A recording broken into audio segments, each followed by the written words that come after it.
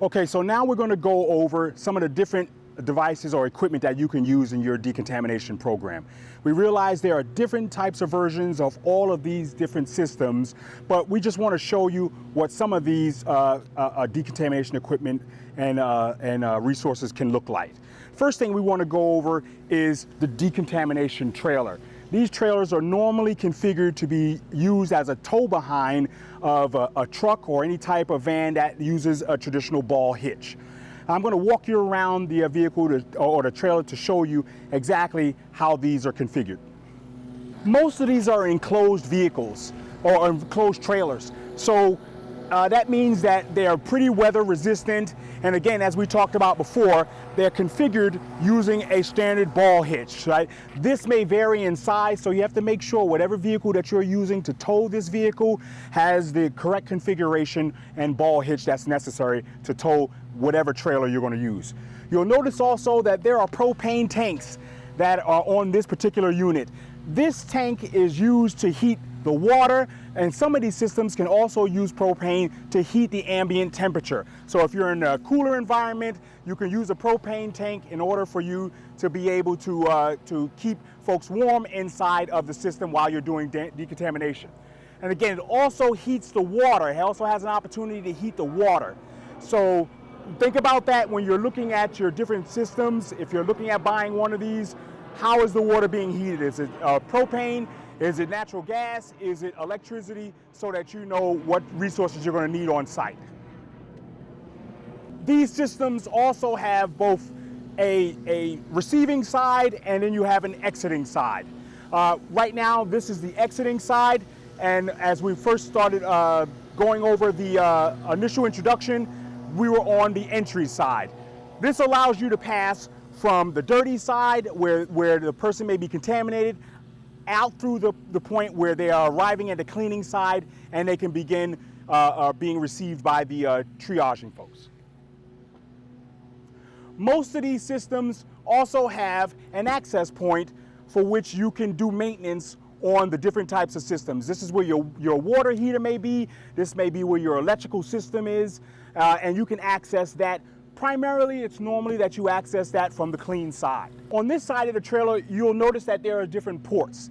These ports are used to drain the dirty or contaminated water that comes after the decontamination process. Most of these trailers have some type of storage tank in there for the contaminated water. And this is the area where you're going to discharge that water into whatever facility that is used for the disposition of this contaminated water. But it'll hold that water until you get to that site to ensure that that all of the contaminant is removed from this trailer before you restore it. So as we mentioned before, there's usually an ambulatory side and a non-ambulatory side.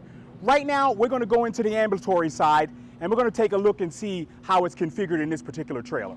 So now we're inside of the ambulatory side. The ambulatory side is when the patient who needs to be decontaminated can actually come in and aid in the decontamination process themselves. You'll notice that there are handles and spouts for which the patient can actually go in there and grab the particular spout for what they're trying to do during decontamination. Normally inside of these configured trailers, there is a wash side and then there is a rinse side. The wash side is where you will have your warmer water and also the potential of having a soap dispenser inside some of these units.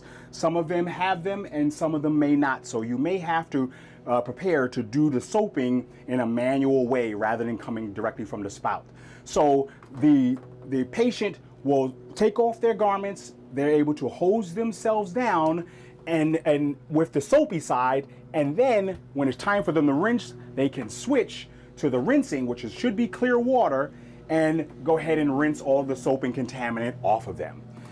After they have completed their decontamination, they will be able to leave outside of the exit side where the triaging team will await them and prepare them for appropriate triage and treatment.